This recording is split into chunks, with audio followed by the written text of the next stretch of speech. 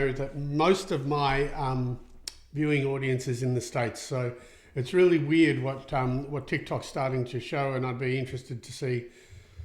God, it's such a conversation, isn't it? What's going to happen with TikTok in the States?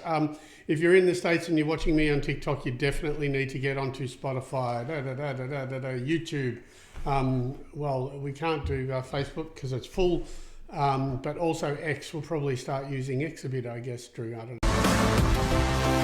My name's Langeder, and I'm an equine soft tissue therapist. I specialise in treating muscular issues in performance horses. Thanks for making all the content. It really helps my 14-year-old be confident when to seek help. Oh, how perfect is that, Sophie? That's exactly, your daughter is exactly our demographic, and that is exactly why we're doing this. Everybody keep hitting the likes because it makes this spread out so more people come and watch it for us. Your 14-year-old is exactly why I'm doing this. This is a thing, so she can competently talk to a vet or a therapist and actually be able to tell them what's going on with her horse, because she's felt the horse, she knows what's going on. This is how I'm making it simple. I'm trying to make it as simple as possible. Right, all right, we're going to start with the podcast. So we got some stuff. This is episode 33. Now, and it's about to start raining. The interesting thing about episode 33 is it's my wife's favourite number because she was born on the 3rd of the 3rd, 69. Sounds like there's rats in the walls or something. 3rd of the 3rd, 69. So, episode 33, this is Butchie's episode. Hope it goes well. Everyone keep cranking the likes. We're already at 1,000, which is over 1,000, which is awesome, on the one with the white hat. Anyway, let's crank into it. So this is the other thing. If you haven't watched this before, all we're doing here is we go through my TikToks, we pull them apart. If you have any questions about something that you have similar, then I can help you. So these are just a good way of having a conversation where we do it, we rip it apart here. I talk about what you're meant to be looking for, what the problems might be, how you might see them in your horse, and then you can have a chat with me about you possibly having the same thing. If you had the same thing, what sort of things, what are your conditions, what are your considerations, who do you see, can you do it yourself? These are what we're trying to get across. So if we can, we'll go through this video, we'll start up, you guys give us a yell. We always love hearing where you're from, but that's basically the structure of why we're doing this particular podcast. Well done. Let's hit it. Are we on already? Oh, you're just talking to... All right, this is Andy. I'm getting directed by someone. Anyway, this is Andy. I just want to show you the trapezius. This is the thoracic trapezius. The cervical trapezius is up here. That's the rhomboid. He's just had a really difficult training session last night, so poor Andy is like in the wars a bit. But anyway, so when you're checking this muscle here, Andy, when you're checking this muscle here, what I do, and you can facing this way, is the vertebrae, the thoracic vertebrae are up through here. I roll, and you can see that reaction. I roll through those. It feels like bands. It's only because that muscle is up against these bones. So you just roll through there. If you get a reaction like that, there might be something up, and to check, I just run my fingers over the border of the trapezius. That is, now I'm going to treat and talk to you.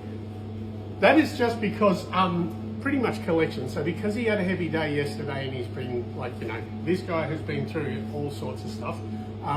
He's just not used to carrying his head. So this is one of the problems.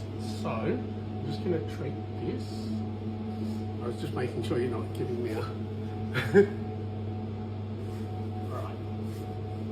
So that's that. Now look, if it was the saddle, you can see that that's the shoulder blade there.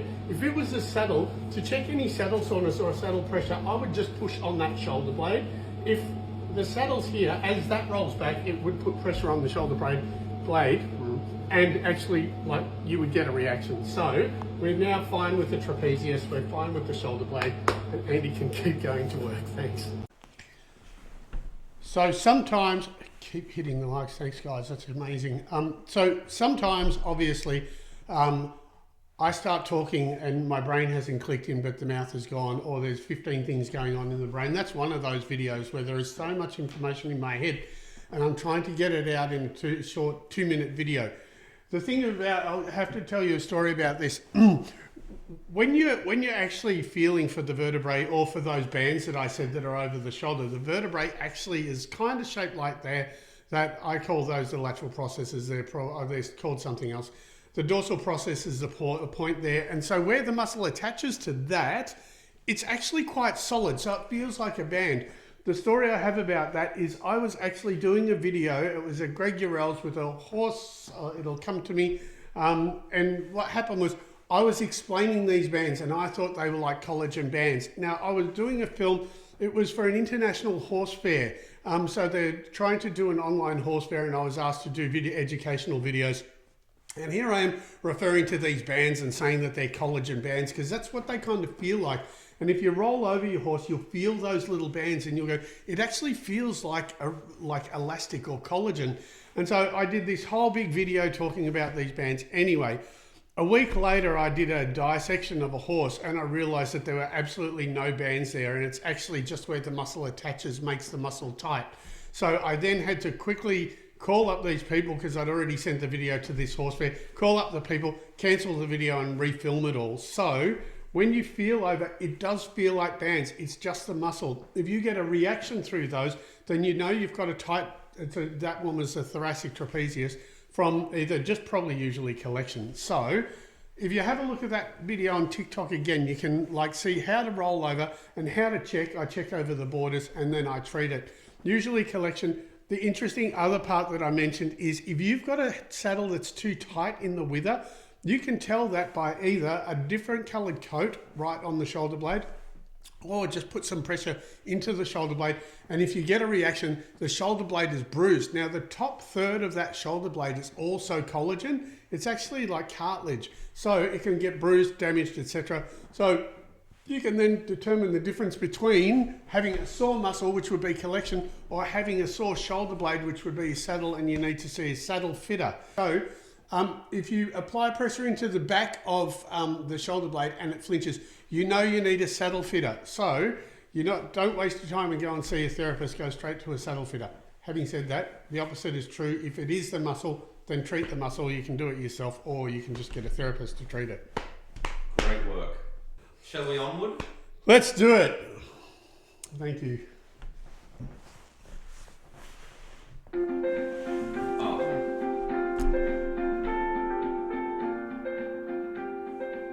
You might have to commentate. I might have to commentate on this one. I'm just having a look. Yes, stick with the horses. Yeah, we'll stick with the horses, Dave. No. Good tip. Good tip. There's your tip. All right, so this is, I think this has got about 30,000 views or something on my TikTok. It didn't go on the blue one. Go over to one with the white hat if you want to see this video. This is just a couple of minutes of me treating medial glute, semimembranosus, biceps fem, so dressage horse just in the rear end. I always just try to find some chilled music. The thing is, a lot of people, you can turn it up a bit so we've got background music, Drew. Sure. That'll be... Yeah, cool. A lot of people comment to me, and I don't know if this is true, but thanks for the likes, guys. Keep hitting those, please. That'd be really helpful. A lot of people comment to me that if they're feeling anxiety, if they're stressed, if they can't sleep, they like to see these sorts of videos and just watch me treat and just listen to the music. So I know they're not usually that popular, but having said that, this time round, this one's been one of the most popular videos. Although I am just starting to really kick into making videos again for the TikTok account with the white hat, because I got into a little bit of a rut, but we do that. And so this is one of those really nice, chilled out, just watch me treat with music kind of videos. I like the idea that people either use my videos to chill out, to learn, or people who maybe don't have anything to do with horses or don't even see them or touch them or feel them, get to see horses responding and being the way they are with me. So what's been the hardest issue to treat on a horse? You know what, I was out at, I pride myself on saying that I've never not been able to treat a horse, as in Shit, look at the likes. It's at 7.1 thousand. Come on, we can do it. That's happening while I'm not even watching. The hardest thing, I pride myself on saying that there's no horse that's too difficult for me to treat. I found that little horse the other day. It was a weanling. It was absolutely panicking and I just couldn't get it down. And so, you know what? Treating issues is not a problem. I've pretty much got a map of horses' heads, and as I'm very good at, what I say, I'm very good at sticking in my lane. If I see something that I think is a veterinary issue, then I absolutely go straight to the vets. I work alongside vets often. So I'm very good at saying you need a saddle fitter, you need a vet, you need your feet done, you need your teeth done, whatever. So, you know, and I'm not really a rehabbing kind of a person. I fix muscular dysfunction. Probably one of my hardest ones from memory is there was a horse and he had an Indian name, Apache something or something similar, and he'd torn his muscles underneath the shoulder blade. So it was not in my field because I can't get to those. I worked with an amazing vet called James Vanna out of Geelong veterinary, equine veterinary. And we tried to figure out this horse for a really long time because it was anyway, it was a very difficult one. They ended up choosing to put the horse down, which was unfortunate because it just couldn't walk properly. And where there's nothing you can do with those subscapular or muscles underneath the shoulder blade. The horse was in pain. It went for a while and unfortunately we weren't able to help that one. So that was tough. Anytime that you have to put a horse down is tough.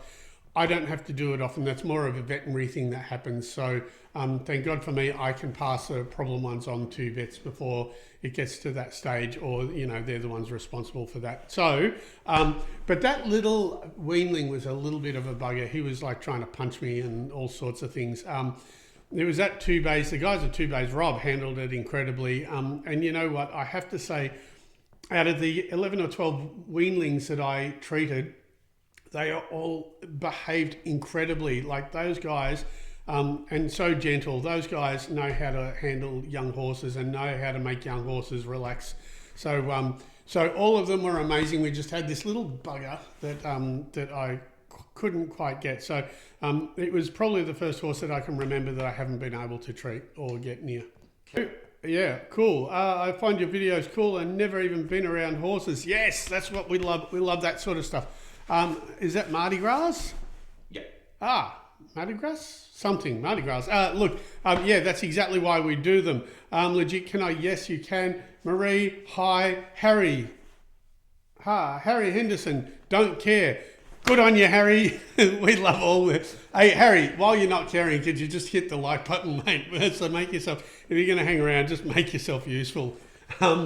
Anyway, we love hecklers. Harry, we love you back and we don't care about you either. But while you're here, just make yourself useful and do something nice.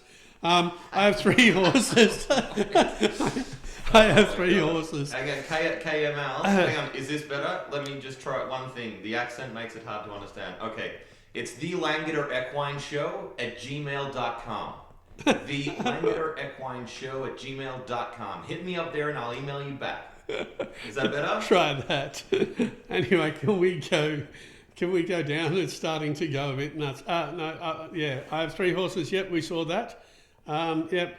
What's the most common reason why horses won't let you touch its ears? Look, so I would say TMJ, maybe ear issues. So it'll be jaw or eyes, light sensitivity in the eyes. They're the ones. Maybe sometimes people have grabbed them to do things with their ears. So just be mindful, be careful and be nice to them. Do I have horses myself? No, but my wife has almost an 18-hand warm blood that she rides. I don't have any horses. And in fact, I've only ridden 4 horses in my life. So I'm not a horse rider. Do you get resistance from vets a lot? People not. So Dave, really good question. You know what? When I started 25 years ago, I used to get a lot of stress from vets. We've hit 10,000 likes by 11,000. God, that goes quick. So I used to get grief from mostly race trainers, which is really weird because now they're my biggest my biggest market. So yeah, I got grief from race trainers. I used to get grief from vets. There are still some vets that don't like what I do, but again, as I said, there's a woman by the name of Christine. She worked for Crown Equine here, which is Ben Mason's company. Ben's a vet here that I work with. And they were walking an Irish vet through one of the stables, and I was working there. And this is kind of what I liked about how I'm perceived by vets, is that Christine walked through and she introduced me to this vet from Ireland, and she said, we like Christian because he's not full of shit. And so I like that, because if I don't know what I'm talking about, I will get the person that is absolutely fully responsible for it. So that's what I do. I like that happens. Anyway, yeah, what do I consider a good physio and a bad one?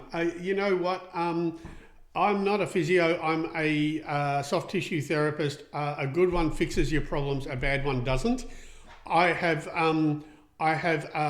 a good one. Well, you know what? They get the job done. Hi Tina. I have a couple of things. If they talk a lot about themselves and their achievements while they're treating your horse, not so good. If they get you to do a lot of stretches, poles, things, and get you to do a lot of things afterwards, not so good. Unless they're actually a rehab, I would say that a good therapist just fixes the problem for you. So that's, I also pride myself in treating things once and fixing them. I actually often don't charge if I had to come a second time for the same problem. Almost always don't charge, because I am annoyed at myself if I don't fix them. I'm going to just mention my website here at the moment. So the whole reason why we're doing this, and the reason why I created a website, is exactly for that reason.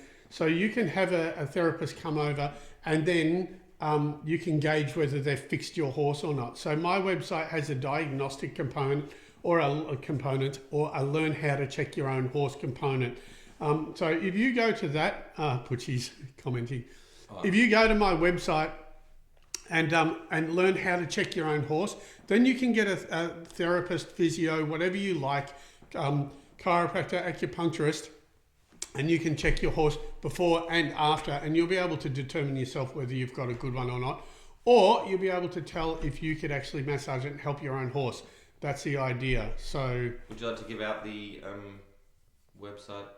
The Langeder Equine Show at gmail.com. No, is that your website? The website is langederequine.com. Sorry, I'm reading what you're doing on the screen. You're confusing me. Yep. That's not hard, is it? Sorry, everyone. Bear with us 2 seconds, and we'll be back on. There we go. All right. Tap those hearts, folks. Thanks, Kim. That's very kind of you. We've hit 12,000 likes. That's amazing. Keep it up. Like I said, the hitting of the like button doesn't cost you anything. It just means that we get spread out further. You know, with America trying to quieten down their TikTok, it makes us kind of like push into their For You area. Most of my clients, most of the people that watch me are in the States, so let's push and let's try to get back into them, or back in front of the Americans here as well. I got Jen Garrett on the other account saying, hey, you're the one and only horse body treatment person I follow. Oh, thank you, Jen. How cool is that? Yeah, well, I hope it's helpful. Obviously, hopefully it is. As I said, the whole idea is to help you guys understand. So we're just going to go to another video. And as I said, the idea of these videos is for you to see this and in real time engage with me, because I'll break it down, try to explain what I'm actually doing. If you've got a horse that has a similar thing, or you just want to ask a question about it, you've got me for another maybe 10 minutes, not even, and we'll see. Let's let it rip. Drew, go for it.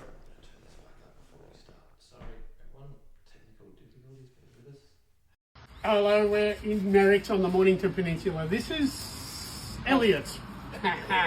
This is Elliot. All right, Elliot's a jumper. Has a young rider, and she likes to jump. She likes to jump high. The two things that you're going to have on jumpers, doesn't matter if you're like high level, low level, whatever, is jumping and landing. Now, the jumping part is the hamstrings back here. Now, one of the landing muscles is it's like pec major on us, called descending pec on a horse. It's this big one here, right? So this, I'm going to be really mindful with him. So what I would check if you have a jumper is, I would check lower neck, which is actually through here, bicep, which you can see is not much, deep pec, which is this sneaky one under here that goes through here, and then this descending pec. which you can see is a bit of a problem with him. Now, Elliot is cute, but he's cheeky, so I'm just going to... So that's a really obvious one. This is definitely one you can use a massage gun, your own hands, curry comb, whatever you want to do on it. So you can massage this manually. Give me 1 second with him.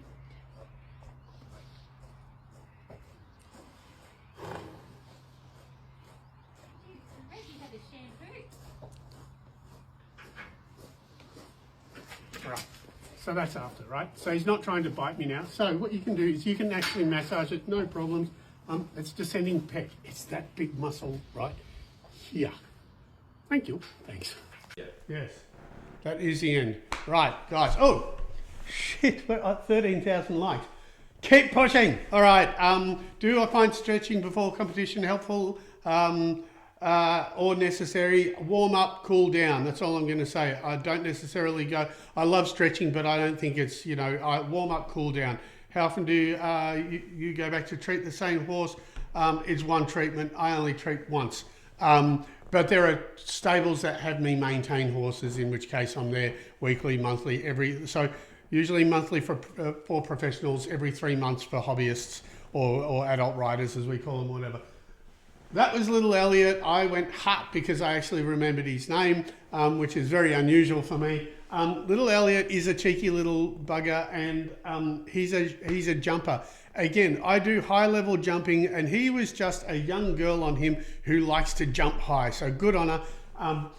When you have a jumper, you're always going to have the inside hamstring, which is semimembranosus, jumping and landing, which is underneath the chest. He was sore in that main pec muscle, so the descending pec, which is the big biceps chest muscle, he was sore there. You can see the difference in him before and after I treated. So if you have a jumper, I want you to check the lower part of the neck, which is actually inside the lower part of the neck, which is right at the sternum. Check there, check the descending pec, check deep pec, and also probably bicep tricep, like all around that front leg, right?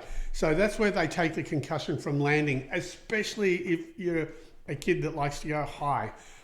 Or if you're a professional, even steeplechase, all that sort of stuff. Eventers that are jumping, exactly the same thing. The part of the hamstring that's going to be sore is on the inside, right where the fur finishes, right under the tail where the fur finishes, not on the outside of the bum. So that's where you check. So if you're going to check your jumper, check there so you know where to check properly. There we go.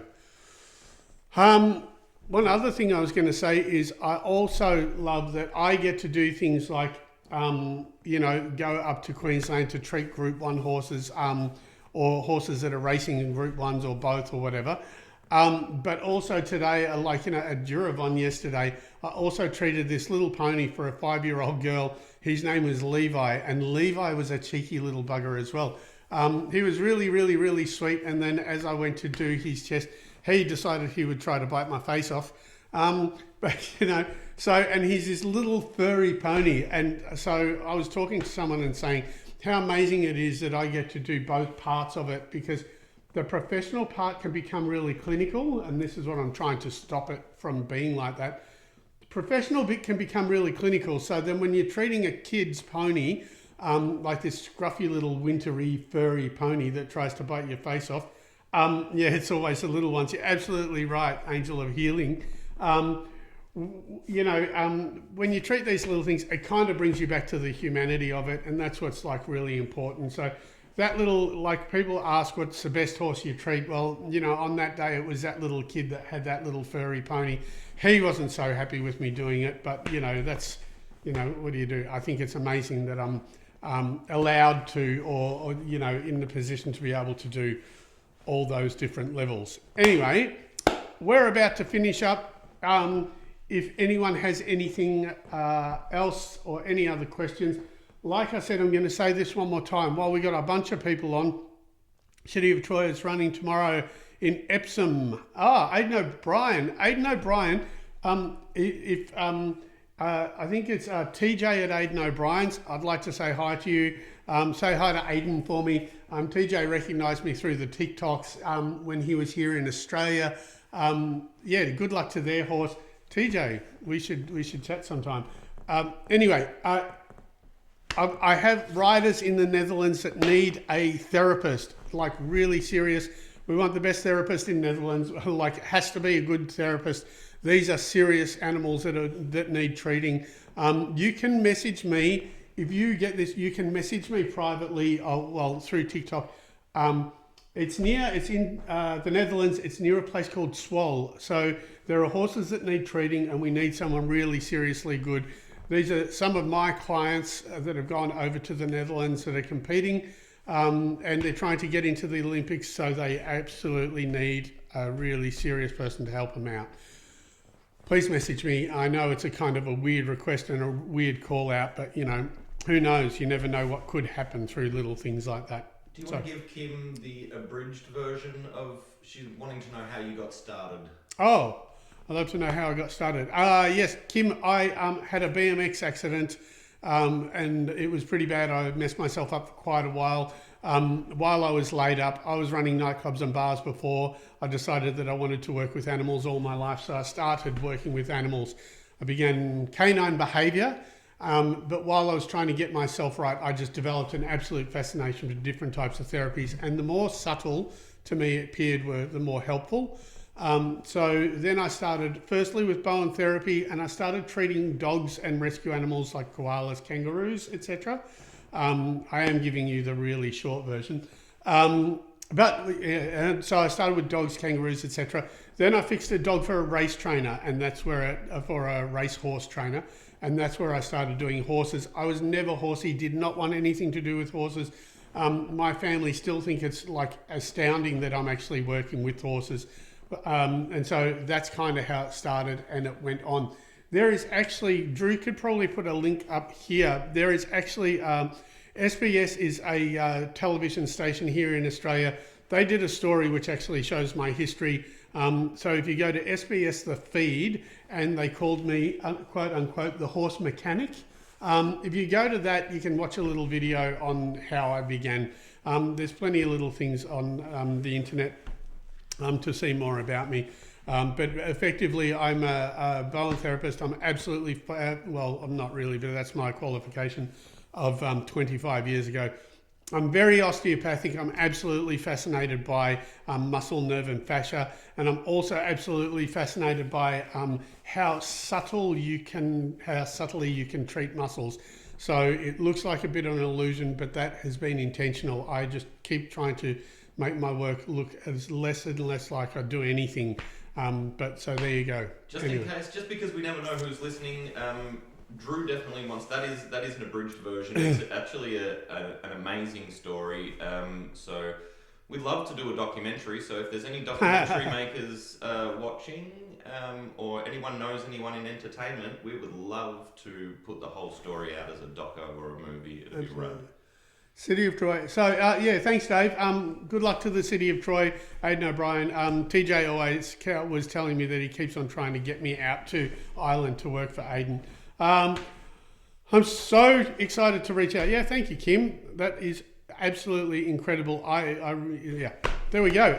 We're almost to 14,000 likes. Everyone just smash it for a second so we at least hit 14. I can't believe we've done that. Thank you so much. Pucci, 3rd of the 3rd. Episode 33. It's yours. Hope you enjoyed it. Hope you're watching it. We have a bunch of people over for my brother's birthday today. His birthday's tomorrow. So, Pete, happy birthday. And I reckon that is probably about us. I'm almost hanging on to it to go to 14.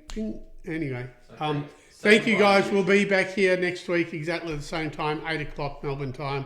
Thank you for everyone all around the world. And we will see you all soon. Thanks.